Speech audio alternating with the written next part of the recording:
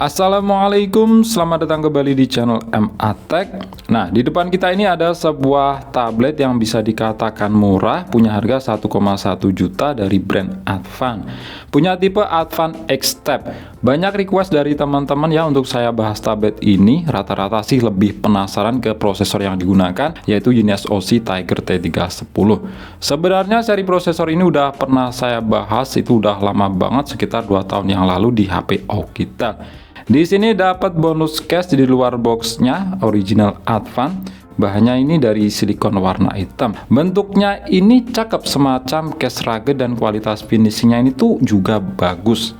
Nah, untuk tampilan boxnya seperti ini ya. Di sini ada tulisan Advan X-Tab dan gambar si tabletnya. Kemudian di bagian belakang tertulis keterangan spesifikasinya, diantaranya RAM 4GB, ROM 64GB, layar 8 inch HD IPS, kamera 5MP plus 2MP, baterai 4000 mAh, Android 13, SoC T310, quad-core 2,0 GHz, dual SIM card. Jadi tablet ini bisa pakai SIM jaringan 4G, bukan WiFi only. Oke, lanjut kita buka. Pertama ada si tabletnya. Oke, kita taruh dulu. Terus kartu garansi. Kemudian ada kabel USB warna hitam. Nah, tipenya ini udah Type-C ya, bukan micro USB lagi. Untuk tablet harga 1,1 juta, ini udah mantap. Kemudian ada kepala charger yang punya output 5 volt 2 ampere atau 10 watt. Terus dapat cemilan. Bukan ya, ini tuh silika gel. Ada buku panduan pengguna. Dan terakhir SIM ejector yang bentuknya tuh kayak gini. Oke, sekarang kita lihat di tabletnya. Nah, di bagian layarnya ini masih ada plastik yang menempel ya, kita lepas dulu.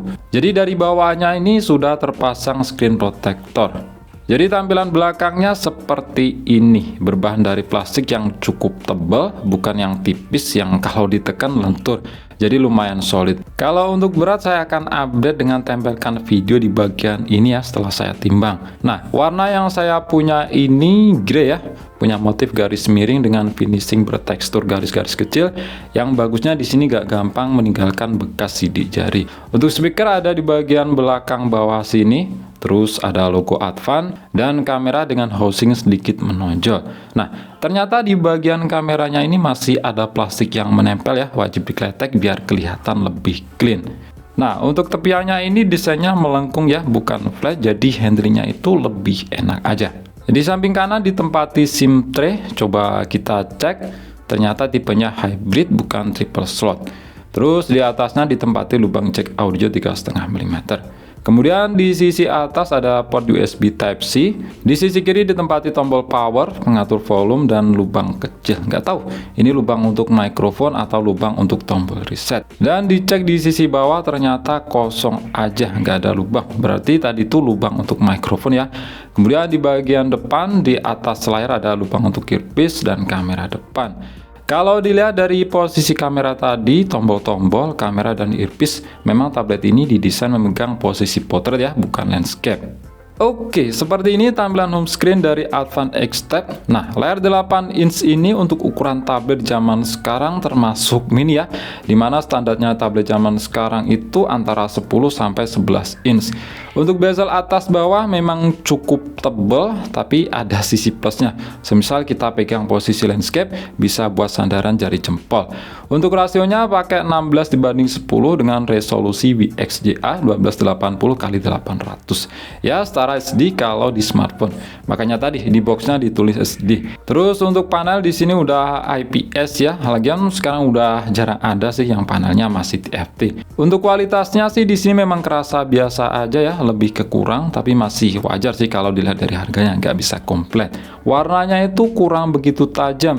Terus untuk tingkat kecerahan kita coba mentokin, memang kurang begitu tinggi di maksimalnya. Tapi udah lebih cukup lah untuk dipakai di indoor, karena memang tablet kayak gini penggunanya lebih ke indoor bukan outdoor di bawah terik sinar matahari. Nah, untuk aplikasi bawaan di sini clean banget ya, nggak ada aplikasi bloatware bawaan sama sekali. Yang lainnya ini aplikasi instalan saya sendiri. Kita cek di setelan. tentang tablet. Di sini versi Androidnya udah versi 13, tingkat security pass level di 5 Juni 2023. Untuk masalah update ke depannya nggak bisa diharapkan ya dari brand lokal, jangankan naik versi Android, update security aja jarang dapat, pengalaman saya seperti itu. Kalau untuk tampilan UI-nya ini tuh lebih ke stok Android ya, minim kustomisasi, keuntungannya sih lebih ringan daripada custom UI lainnya. Untuk pengaturan tampilan di sini nggak ada kecerahan otomatis, aturnya itu manual, jadi bisa dipastikan nggak ada sensor cahaya. Terus di sini untungnya ada pengaturan kontras dan warna ya. Jadi suhu warna bisa kita sesuaikan dengan selera mata kita. Nah, di sini tuh saya menemukan bug, yaitu meskipun tampilan kecepatan jaringan diaktifkan, tetap aja di status bar ini tuh nggak tampil. Dan juga saya coba ubek-ubek menu virtual RAM di pengaturan itu nggak nemu-nemu. Tapi kalau kita ketikkan di telusuri setelan baru ada. Di sini bisa ditambah sampai 3 GB. Total plus RAM asli 4 GB jadinya 7 GB.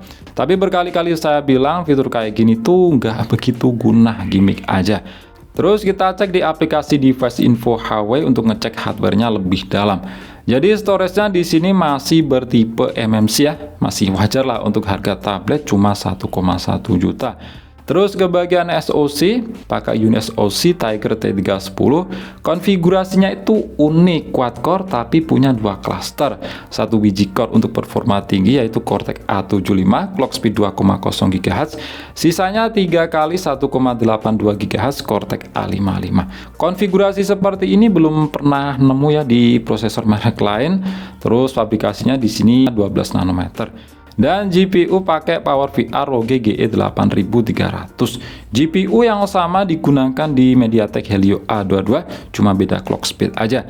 Di Helio A22 itu 660 MHz, kalau di UniSoC Tiger T310 ini 800 MHz. Dulu itu pernah saya bahas ya. Kemudian untuk layar tadi udah saya sebutin ya, resolusinya VXDA 1280x800.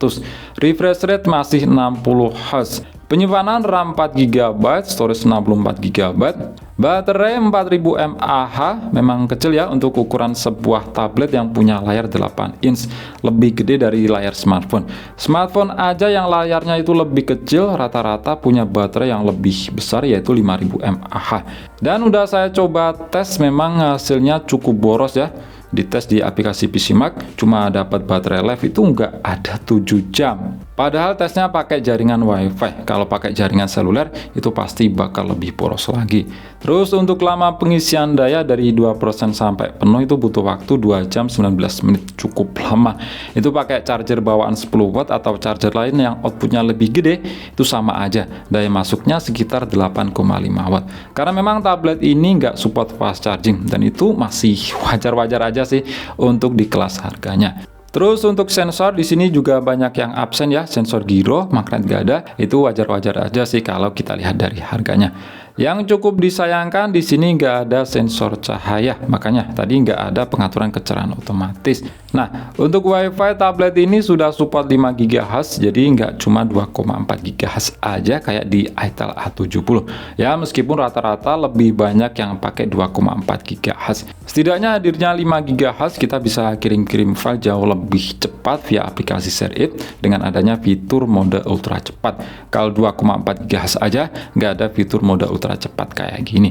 Kemudian untuk skor Antutu UniSoC Tiger T310 di Antutu versi 10 dapat di angka 173 ribuan. Termasuk kenceng ya untuk ukuran prosesor yang cuma quad core aja. Bahkan skornya ini lebih tinggi dari prosesor octa-core kayak Helio G35, G37 atau UniSoC T603 di Itel A70. Yang memang basicnya itu dari UniSoC ST9863A, cuma dengan fabrikasi yang lebih kecil aja. Overall untuk skor CPU dan GPU memang nggak beda jauh ya dengan UniSoC T603. Bahkan skor GPU-nya lebih tinggi UniSoC T603 dengan GPU PowerVR GE8322. Sedangkan di UniSoC T310 ini seri di bawahnya yaitu PowerVR GE8300. Tapi nanti kita coba bandingkan kalau dibuat untuk ngegame.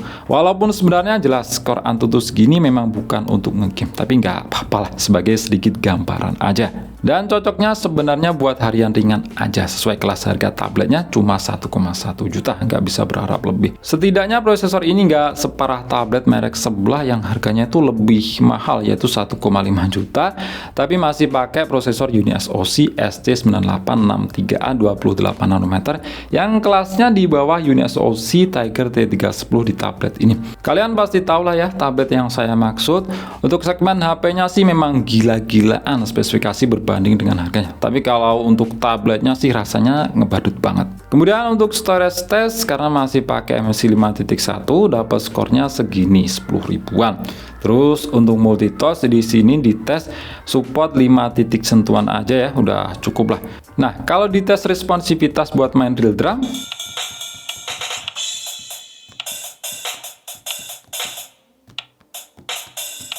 memang nggak nyaman ya, kerasa delay, bahkan sering ada ketukan nggak respon. Buat main perfect piano,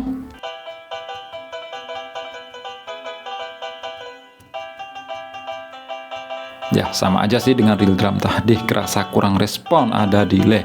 Nah ini kita coba buat ngegame, cukup Mobile Legends aja, sadar diri, nyesuaiin dengan spek yang udah kita lihat tadi, nggak usah maksa. Di sini dapat settingan serba hack ya, kita atur di grafik sedang aja, refresh rate tinggi, mode SD dan shadow kita onin. Ternyata responsivitas pas main game Mobile Legends di sini nggak sedelay dibanding di aplikasi real drum tadi ya, lebih aman dan masih cukup nyaman lah buat ngontrol. Cuma kalau ngomongin kenyamanan FPS ya masih playable lah, dapat FPS rata-rata 40 FPS, kadang bisa dapat 45 sampai 48 FPS, tapi itu jarang banget. Dan juga beberapa kali dapat FPS 30 sampai 35 FPS. Kalian bisa lihat sendiri grafik FPS-nya. Kalau pengen lebih nyaman lagi, settingan terbaik atur grafis rendah aja ya. Lainnya itu tetap. Hasilnya FPS rata-rata dapat lebih tinggi di 43 FPS dan itu FPS tertinggi juga naik nyentuh di 50 FPS. Dan rata-rata FPS terendahnya di 38 FPS. Nah, kalau dibandingin dengan itel A70 dengan UniSoC T603-nya, di sini tuh FPS rata-ratanya dapat lebih tinggi dan gak sebergejolak juga naik turunnya. Di itel A70 dapat FPS rata-rata cuma 35 FPS aja. Ingat ya, dengan settingan sama, grafis rendah, refresh rate high. Jadi meskipun skor GPU lebih tinggi di UniSoC T603, tapi dalam kenyataan main game lebih stabil di UniSoC T310. Tak lain ini juga peran hadirnya Cortex A75 meskipun cuma satu inti aja, sedangkan di 603 semuanya pakai Cortex A55, nggak ada Cortex A7 seriesnya. Kemudian kita lihat di bagian kamera, jadi kamera belakangnya ini beresolusi 5 megapiksel dan depan 5 megapiksel. Menu-menunya di sini simple aja, mode pro masih ada, shutter speed mentok setengah detik dan manual fokus ternyata juga ada. Lainnya sih standar aja, yang nggak ada yang spesial. Sedangkan untuk perekaman video, kamera belakang mentok di Full HD 30 fps.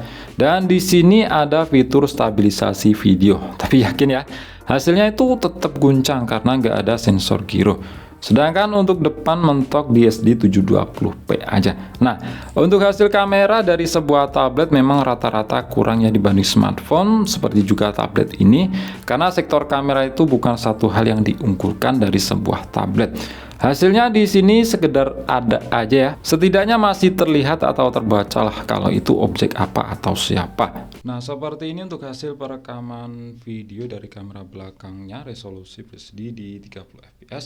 Ini nggak usah kita tes di luar ruangan aja, cukup di indoor aja. Sebagai gambaran hasilnya tuh seperti ini. Ya, memang burik sih. Sedangkan ini untuk hasil perekaman video dari kamera depannya, resolusi 720p alias SD. Ya, kualitasnya tuh seperti ini. Ini mengingatkan saya pada HP zaman dulu yang punya resolusi VGA ya. Kemudian kita coba buat nonton video di YouTube sekaligus ngetes untuk kualitas speakernya. Jadi untuk tampilan YouTube-nya seperti ini ya, YouTube buat tablet, sedikit beda dengan tampilan YouTube yang ada di smartphone. Untuk aplikasi lain seperti Chrome tampilannya juga sama ya, tampilan tablet.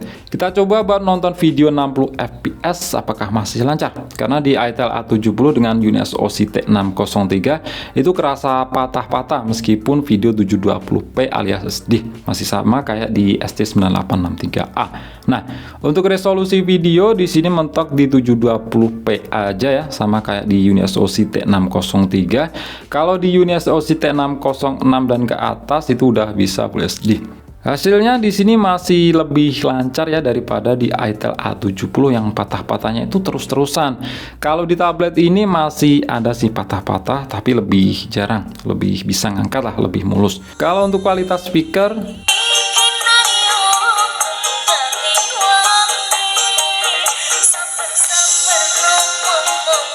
ya cukup aja sih, nggak spesial. Karakternya itu treble-nya lebih dominan, cukup cempreng tapi bukan yang cempreng banget. Powernya cukup lantang, dan di volume maksimal ternyata suaranya itu nggak pecah. Nah, untuk kalian yang tanya apakah tablet ini support USB OTG, jawabannya jelas bisa. Karena memang OTG itu fitur yang hampir semua ada di tablet. Belum pernah nemu sih tablet yang nggak support USB on the go. Jadi bisa baca flash disk, nyolokin mouse, keyboard, dan lain-lain. Oke, itu aja ya untuk video kali ini. Gimana tablet ini menurut kalian di harga 1,1 juta dengan spek dan fitur-fitur yang udah kita coba-coba tadi? Silahkan komentar di bawah. Klik like jika kalian suka dan share jika kalian rasa video ini bermanfaat. Kita coba di video selanjutnya dan wassalamualaikum warahmatullahi wabarakatuh.